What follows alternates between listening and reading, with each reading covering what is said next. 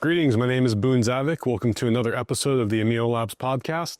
Today, we're going to be focusing on the science of sleep optimization. I've got a few notes here, and actually I want to kick us off with a very fascinating statistic, which is if you sleep 6 hours or less on average for a week, meaning every night you're sleeping 6 hours or less, your immune response drops by 30% and your insulin sensitivity drops by over 20%. A lot of people think that 6 hours a night is perfectly fine, but this tells us otherwise. By the way, quick moment, subscribe to our YouTube channel, hit the like button on this video, throw us a comment with whatever your sleep routine is. I'll share my personal nighttime routine at the end of this, but please, it helps us a lot. It boosts the algorithm, more people can see this. Even if you know this stuff, it's all the more reason to subscribe, like, and comment because it'll get it out to the people that don't know this stuff. So let's get into it. A lot of people undervalue sleep. There's been a huge kind of shift in our culture from, having, I would say, like kind of your set time of like, hey, you've got your wake up time, your work time, your being at home time, your sleep time, right? Like, I feel like that's something that probably our parents or the previous generation had maybe more dialed in because there's just kind of more, there was like less stuff to do, right? So you didn't have the internet, you didn't have a mobile phone, you couldn't like work 24/7, which now you can for better or worse. The downside is that so many people think, hey, if I just work longer or, do more or, go party or whatever it is, if I just do more in my 24 hours, aside from sleeping, then I'll be able to produce more, get better, get the head up over the next person. But the reality is, that may work for a little bit of time until you hit that cliff and then you just crash. And that crash is going to be sacrificing your health. So you don't really need to do that at all.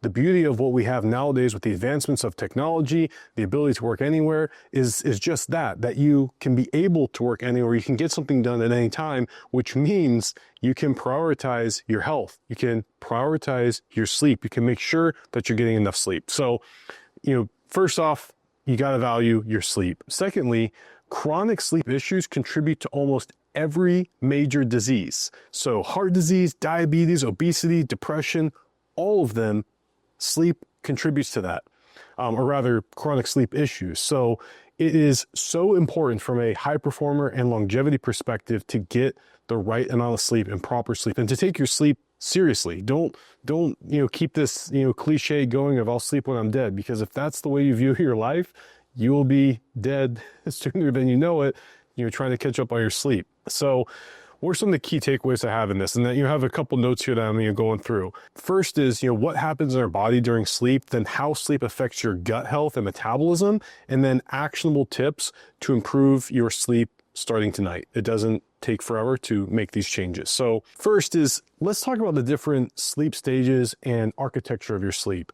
I'm sure a lot of you are familiar with, you get into bed, you maybe be kind of like getting comfortable, then you end up, sleep, maybe you wake up to go to the bathroom or something kind of, wakes you up and then you fall back asleep. And then next thing you know, your, alarm's going off, you're kind of, in a deep sleep or a deep, haze, right? So what are those actual stages broken down? So first, there's stage N1. This is your lightest sleep, and it's kind of that transition from wakefulness, into sleep. So it's that light sleep.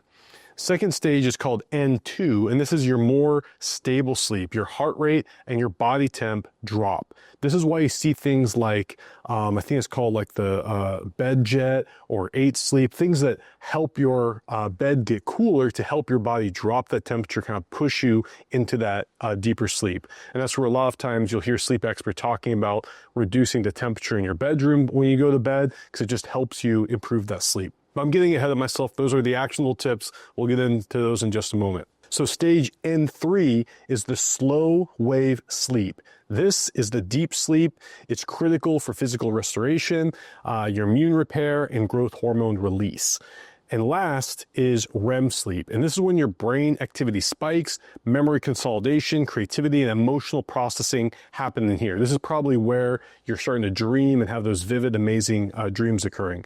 So a full cycle of this is about 90 minutes, and the goal is to have 4 to 6 cycles per night. So you want to be getting that like 7 to 8 hours of sleep for most adults. If you're a child, it's completely different. You need a lot more sleep. My son today, I think he slept like 12 hours just about, which is wild. So different stages of life, different amounts of sleep. If you're watching this, I'm assuming that you're, an adult and you want to be getting that 7 to 8 hours, maybe even 7 to 9 hours, especially if you're a woman. Women need more sleep than men. That's just a fact.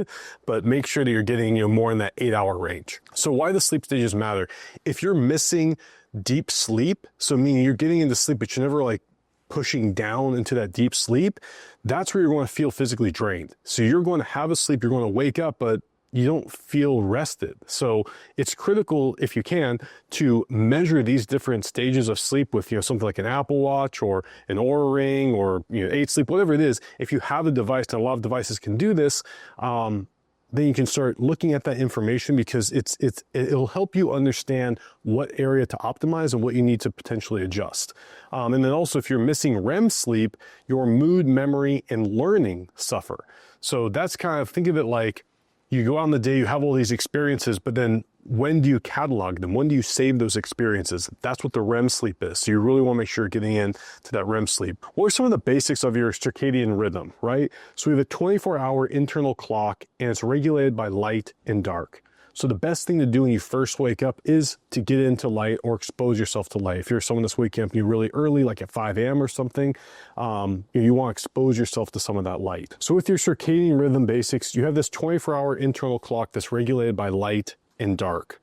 Things that can help you, in the evening, can get you into sleep is melatonin. I'm sure a lot of people have heard that supplement. I think it's usually about like 3 milligrams of melatonin, and that will help push you into sleep. What melatonin does, it helps you go to sleep faster, but doesn't necessarily push you deeper into sleep. Also, something that helps you a lot with making sure you can get into bed is managing your stress, because cortisol will spike in the morning, and that wakes you up and also gives you energy. So cortisol isn't necessarily bad, you just want it at the right times. But if you have a lot of stress, or if you're watching some action-packed movie or exciting thing that kind of makes you get a little freaked out, and you're doing that before bed, that could potentially be pushing your cortisol up, and now it's going to be harder for you to get down into sleep. And then disruption can lead to hormonal chaos. So if you have mood issues and metabolic dysfunction, all those things can potentially be related into your sleep and not getting the proper stages. So with mental performance, when we go to sleep, it helps us clean our brain. This is a process with the lymphatic system that really helps your brain get cleaned up. So think of it like, once again, you go out about in the day, you run around, you're doing stuff, you're getting sweaty, you're getting dirty. You always want to come home, shower off, get cleaned up, right? So you're ready for the next day. Otherwise, you're going to get stinky, have rashes, have issues. So that's why sleep is so important, because it helps your brain clean, refresh, and be ready to process more information the next day.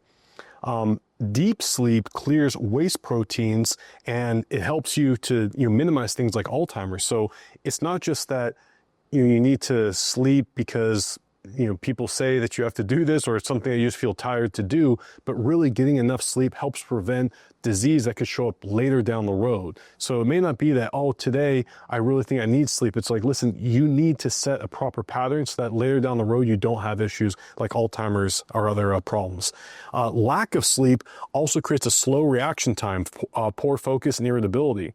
I forgot the exact number, but something like, being drowsy and trying to drive is the same thing as being drunk and trying to drive, because your reaction time's slower, your processing, your speed is slower. Like, is this a car stopped? Is there something running in the road? It's harder to judge those things when you have that lack of sleep. So it's so important for your brain function and your ability to be productive. So back to the idea of that hustling culture and, I'll sleep when I'm dead. Well, the reality is, sure, you may be working, 16 hours or many more hours than someone else that's getting sleep. But then what it really comes down to is, how productive are you in that time? Maybe someone who's getting enough sleep, getting that 8 hours regularly, they in 1 hour can do what may take you 4 hours. Right? So where's the winning in that? Also, if later in life you have Alzheimer's or some other health issue that then prevents you from being productive, and if that comes a lot sooner than expected, then what was the point? What was the point of doing all this hustling and not sleeping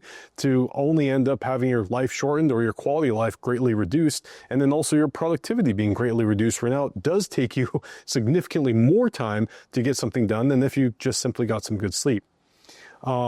essentially a sleep deprived brain acts like it's intoxicated. I mentioned that before about the drinking and driving, and you're trying to drive when you're really drowsy and sleepy. It's not effective. And if we recognize that in driving, well, then think about that in your performance, at your job, your work, or just in your life in general. You want to show up ready to perform. Also with sleep, you have a lot of issues with emotional stability. So poor sleep increases reactivity in your amygdala, which is your emotional center. So you may be more easily triggered by things. They'll kind of activate you to be angry and maybe blow something out of proportion. So it's really critical that you're getting enough of the sleep to help you regulate those emotions.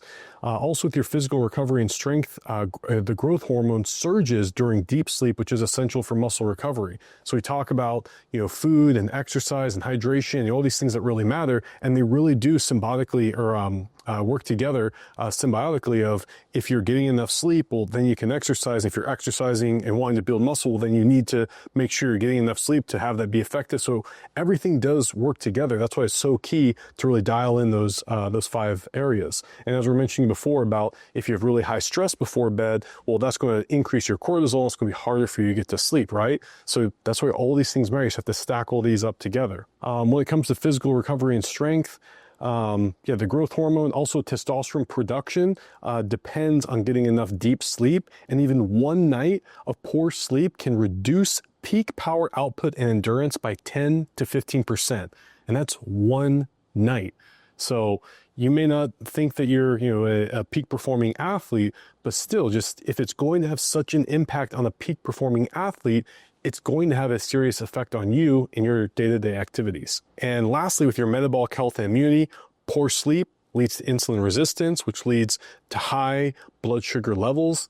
And that's no bueno. That can lead us towards, type 2 diabetes, or can lead us towards having more hunger cravings. A lot of people, you mentioned that when they don't sleep well, they wake up, they have more cravings. They try to eat more sweet or carbohydrate-rich foods, which ultimately is not good for you. So if you're already having poor sleep and you're leading towards this insulin resistance, which is this higher blood sugar levels, and then you're also now craving these more sweet things, it becomes a vicious cycle to break out of. And all you had to simply do is just get a little bit more sleep. What all that means is by not sleeping enough, you are going to feel a lot hungrier. So what I was saying before, if you have the higher blood sugar levels, you're going to want the more sugary foods, the carbs, you're going to be craving all these snacks. It's going to affect all of these different hormones in your body. And also your immune cells become less responsive and you're more prone to illness. I'm sure a lot of times people, think back in their life of, maybe when they're stressed in school or had exams or something or had a big project coming up and there are several nights where they weren't getting enough sleep, and ultimately what happened? They got sick, right? So then that further sets you back. So make sure to get, those ideally 8 hours or potentially more, like 8 to 9 hours of sleep. Usually the recommendation is somewhere between, I think, 7 to 9 hours. I try to push it even longer, say more of that 8 to 9 hours. Because if you shoot for 8 to 9, then you'll probably land on getting a solid, 7 or 8 hours, which, will put you right in the correct range. Also, there's a relationship between gut health and sleep. So there's a study, and people with short sleep duration had higher levels of a type of microbiome that's linked to obesity, and they had lower levels of a microbiome that is linked to lean body mass.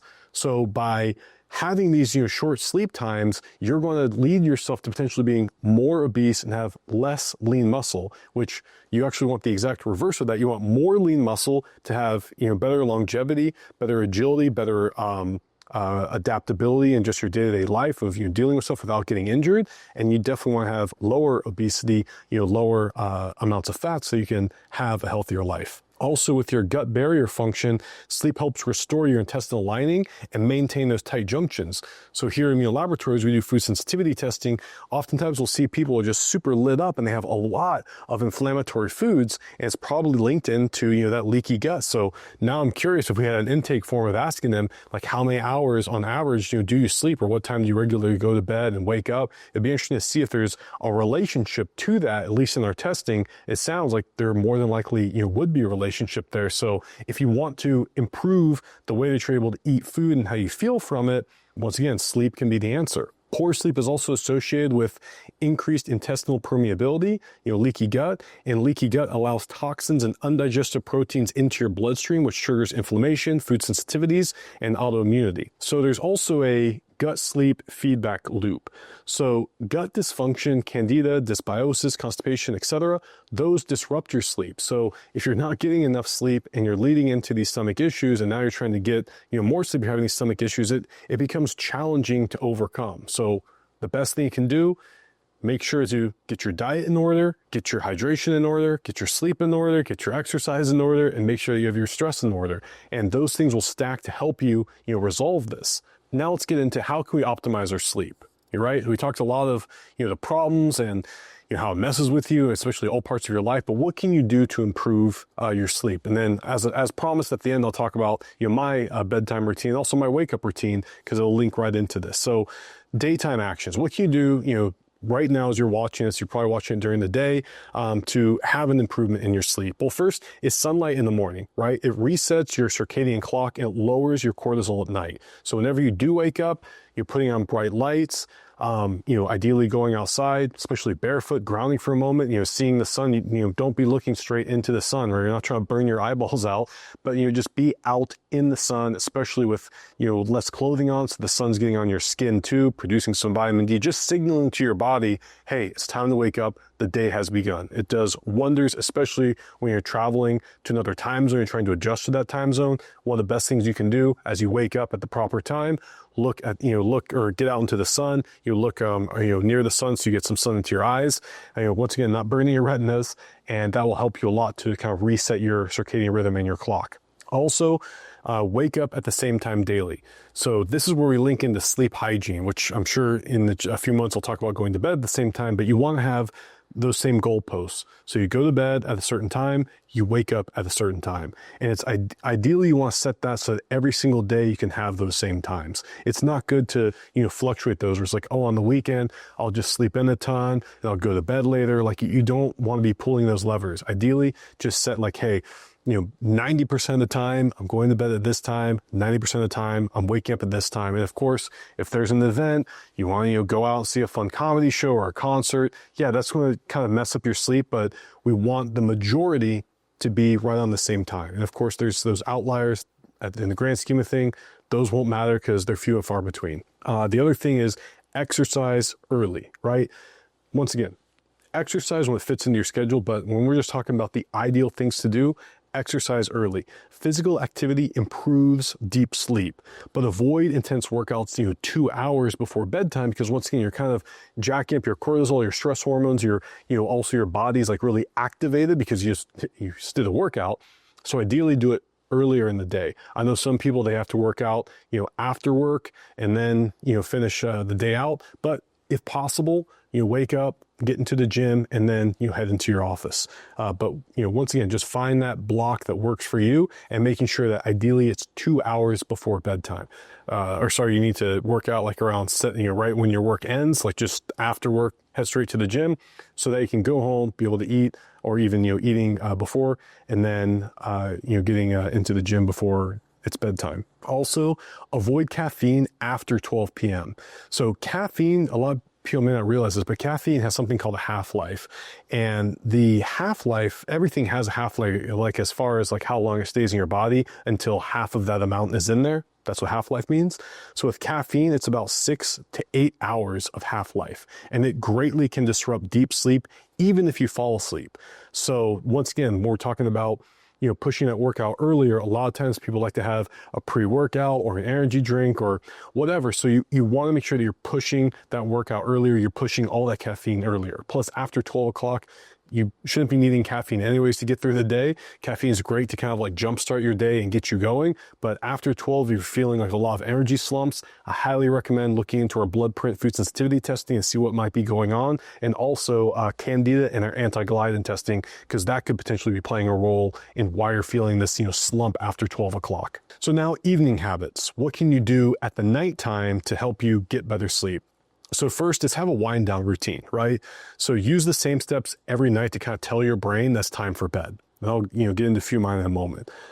Dim the lights and cut the screens. So you don't want to be sitting like in your bed staring at your phone on full brightness. Like that's going to make your eyes tell your body that, hey, it's still daytime. We should still be awake. And it's going to be harder for your body to push itself into the sleep time. Also keep your bedroom cool. And what does cool mean? Well, 60 to 67 degrees Fahrenheit, which, is really cold. So you can play around with like what is going to work for you and for your energy budget. Cause I'm sure there's already a lot of dads out there that just got triggered. Like, oh my God, do not touch the thermostat. How dare you set that to 60 at night?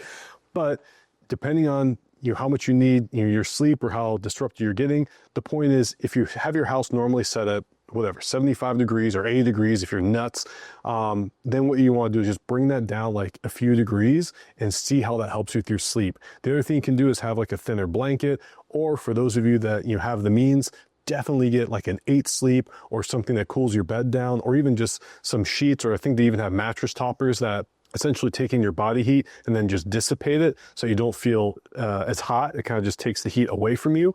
All of those things make a huge improvement in your sleep. I'm fortunate enough to have an 8 sleep, and the good and bad is it definitely works and I love it. The bad is that whenever I travel, I do not sleep as well anymore because I'm so used to that 8 sleep. So take that with a grain of salt. But listen, majority of the days I'm in my bed that has the 8 sleep, so it's definitely worth it. I highly recommend it. But if nothing else, just bring that bedroom temperature down. And the last thing is no alcohol close to bed, right? You don't want to be having cocktails and then heading to bed shortly after. This will fragment your sleep and it reduces your REM sleep cycle, which is so critical to your health. What are some upgrades that you could do in your room, right? Things that could like really help. And, a lot of these I'll be mentioning as I kind of go through, my routine. First is, blackout curtains or sleep mask. This helps remove all light. I forgot the details of the study, but there's a study where they, put people into a dark room, monitored how well they slept. And then they did something like put like a small light, like the size of a quarter, like on their ankle. And they found that even disrupted their sleep a lot. So it's not like, you can't have like a spotlight of light. It's like ideally you want just like blackout, like as dark as you can get in your room. So, investing in those blackout curtains. I even saw an ad recently where it was some like kind of like cheap way of just like doing Velcro and like putting this fabric, this like blackout fabric around your window. So, I mean, you don't have to get some like baller, doomsday bunker system like blackout thing. Just anything that helps a lot. I know for myself, when we had our son, we wanted to make sure that his room, especially when he was like a little baby, was like pitch black so he could easily nap. And I mean, listen, I'll be honest, it was pretty ghetto, but we just put tinfoil on the window, and then we just taped the tinfoil down. Then we just had the curtain that covered it, so you didn't really see the nastiness of tinfoil, but it was remarkably effective. And it helped cool the room down because it's tinfoil, right? It's reflecting the light and all the heat away. So listen, if you don't have the big budget, everyone probably has some money for some tinfoil and tape. I am not going to say it's aesthetically pleasing, but I am going to say it's effective. It definitely works. Other things you can do is have pink or white noise. Pink is just a different tone, but just having like a white noise machine, there are so many available on Amazon that are very inexpensive. You don't need that crazy bougie one that spins some fan and, whatever with the noise, it doesn't matter. Just find a white noise machine that works for you and that's loud enough to kind of drone out the other noises, because then you won't get awoken by hearing some other noise going on. And once again, for my kids when they were little, that was huge because during the day, there's construction, there are people going in and out. We lived in an apartment at the time. So having that white noise really helped drone all that noise out so that my babies could sleep really well. So highly recommend that. Another one is a weighted blanket. I know people that swear by the weighted blanket. Other people say it doesn't matter. And others say it's the worst thing ever because they get too hot. That's just something you're going to have to kind of test out yourself and see if it works. But as far as this list has gone, a weighted blanket would not be the first place that I would start. Otherwise, some supplements that can really help is magnesium glycinate or threonate. This calms your nervous system down. You've probably seen, actually it's called Calm, this powder you can put in to a drink at night in like some hot water and sip it like a tea. It tastes pretty good.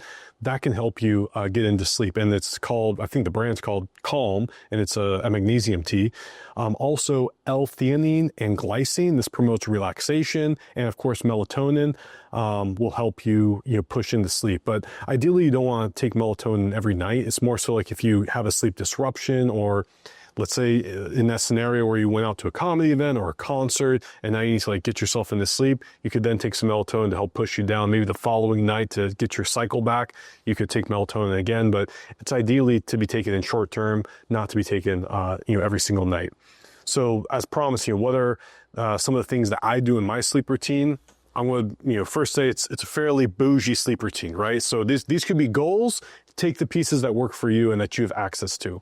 You definitely don't need all of these. I'm fortunate to be able to go through this stuff. So first, put my kids down to sleep. Then my wife and I go and take a hot sauna for like 20 minutes, like 175 degrees Fahrenheit. So we're in the sauna, feels great. Then we go into the pool, cool down a little bit, go into a hot tub, the pool, just kind of do a little contrast therapy, just kind of helps calm us down.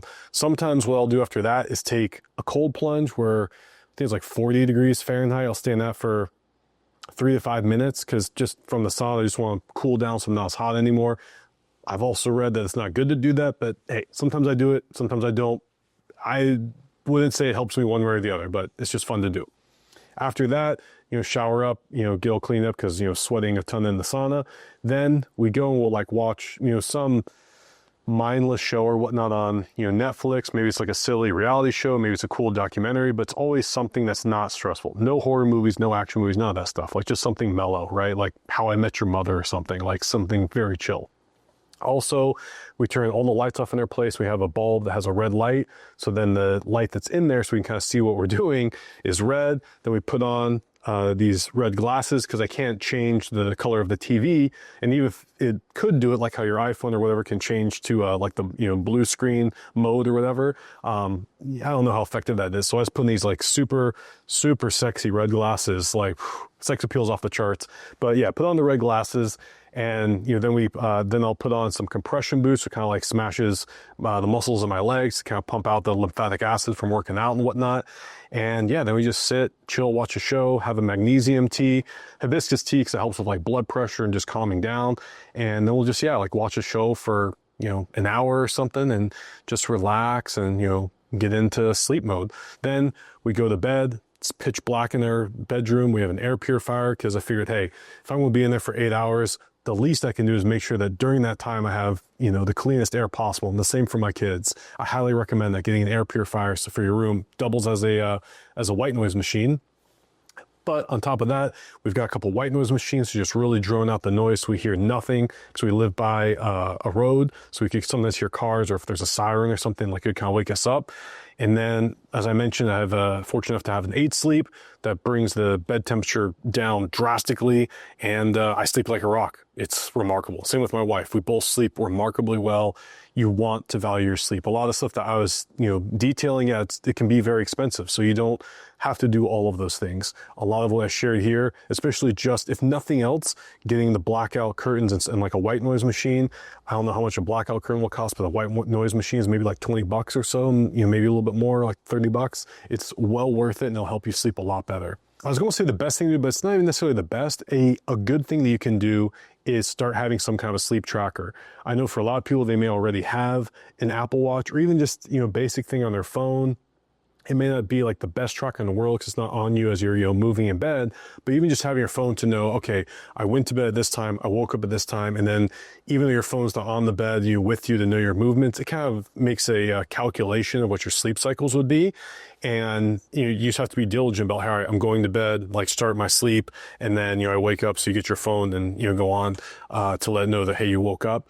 So just tracking can be helpful because then as you're making these adjustments, you'll know like, hey, did it really matter or not? For the most part, you don't need the tracking to know if you feel better. Like you'll probably just feel better, right? It's not rocket science to be like, all right, I'm going to go to bed at 10:30. I'm going to wake up at 6:30, right? You got enough sleep. Because you're living your life if you woke up a lot or not, right? Or if you felt rested. So you can just start making some adjustments and, if nothing else, just journaling to have an idea of like, all right, I got this much sleep. I did a good job staying on my schedule and, I'm feeling a lot better.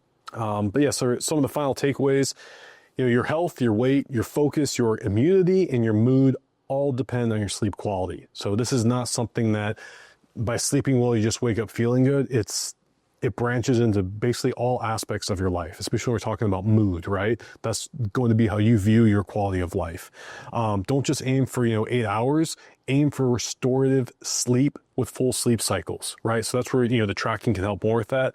Improve your gut health. You'll improve your sleep and you'll improve your overall performance. So if you're having a hard time sleeping, your gut feels off, you're waking up having to use the, bathroom or you're feeling bloated or whatnot, These are all things that you want to start looking into food sensitivity testing with Immuno Labs or our Candida or anti-gliadin test to figure out what all's going on. It could even be an immediate allergy. If you're having a hard time breathing when you're sleeping, maybe that's something more on a CPAP, or maybe you have some kind of environmental allergen. So let's figure out what that is so you can get that out of your house, get the air purifier right. All these things can help. Also, the small steps like getting sun, limiting screens, and creating a routine really do go a long way. And those are things that don't cost anything. So getting sun, it's just out there, right? Just get outside. Limiting screens, well, if you have a screen, limit it. If you don't have a screen, boom, like you've already got this dialed in. And then the routine, right? That's free as well. Just make sure that you can go to bed and wake up at the same time. Pick one action item that you want to implement tonight, right? Just start with that. Like, I'm going to, stop my caffeine before 12 p.m. or I'm going to get a white noise machine, whatever it is. Like, just start with that and start with all the free things, right? Don't worry about getting a sauna or an 8 sleep. Like, your sleep is not, a money problem. Your sleep is a routine problem, more than likely, right? So start with those things that are free, start with those things that are routine, and then start seeing how you're feeling. And once again, if you got this far in the video and you've not subscribed or hit the like button, please do. And then honestly, comment below, write in like what your sleep routine is. It's not so much for me to get the feedback, but it's for you to share with everybody else. Because maybe you have a great tip or trick or thing that you do that I didn't mention that made a huge improvement for you. Put it in the comments because someone else could learn from that. That's the goal. I want people to better understand how to make these improvements. It's not all about what I know and what I believe to be true. You, the viewer, you're living your life. You know things that work for you. Someone may comment and be like, this guy is nuts. A weighted blanket was the best thing I ever did. Great, put it in there because someone else may be like you and realize that, hey, a weighted blanket is really what I need. But yeah, share what you do. Thank you so much.